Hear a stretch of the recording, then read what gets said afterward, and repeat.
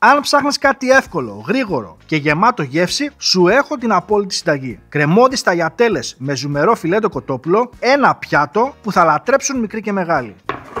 Με ένα μαχαίρι θα κόψω στη μέση ένα φιλέτο στήθος, τρυπάω πολύ καλά με ένα πιρούνι και θα ρίξω μείγμα για κοτόπουλο πάρα πολύ καλά και από τις δύο πλευρές. Το συγκεκριμένο μείγμα περιέχει και αλάτι, οπότε δεν θα ρίξω έξτρα. Πολύ ωραία, και θα χρειαστώ ένα τηγάνι 30 εκατοστά.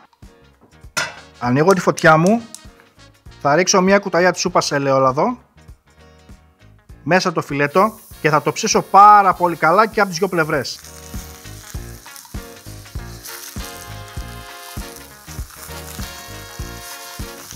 Τα φιλέτα μας είναι έτοιμα, θα τα αποσύρω και θα τα αφήσω να ξεκουραστούν μέχρι να ετοιμάσουμε την άλλη Παρασκευή μας.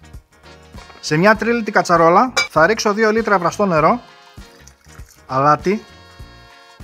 Με το που έρθει σε σημείο βρασμού ρίχνω 250 γραμμάρια ταγιατέλες και τις βράζω 2 λεπτά λιγότερο από τις οδηγίες συσκευασίας.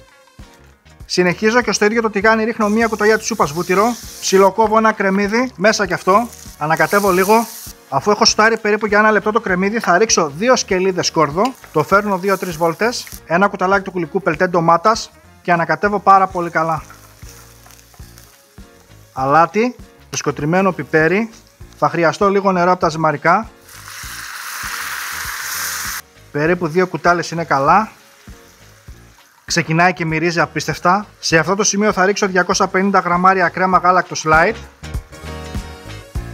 Ανακατεύουμε να ενσωματωθούν όλα τα υλικά μαζί. Σε αυτό το σημείο θα βάλω και τα ζυμαρικά μου. Τα ανακατεύω όλα μαζί. Εννοείται θα τρίψω πεκορίνο. Και ανακατεύω όλα τα υλικά να δέσουν μεταξύ τους. Οι ταγιατέλες μας είναι έτοιμες και πάμε τώρα να κόψουμε το φιλέτο. Κόβουμε πολύ όμορφα. Βάζουμε το φιλέτο από πάνω, λίγο φρεσκοτριμμένο μαϊντανό, λίγο έξτρα πεκορίνο και είμαστε έτοιμοι. Και ήρθε η ώρα να δοκιμάσουμε.